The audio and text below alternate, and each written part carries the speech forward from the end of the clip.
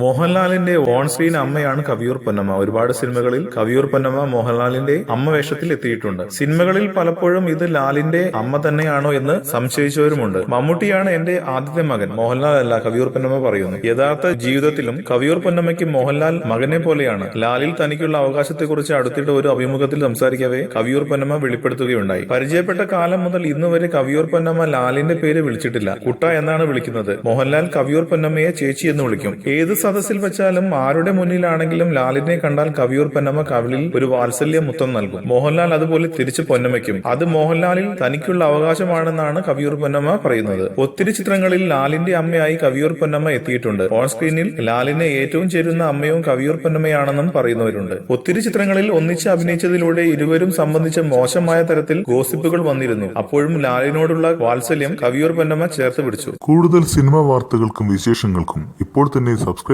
ചെയ്യൂ മലയാളം ക്രിയേഷൻസ്.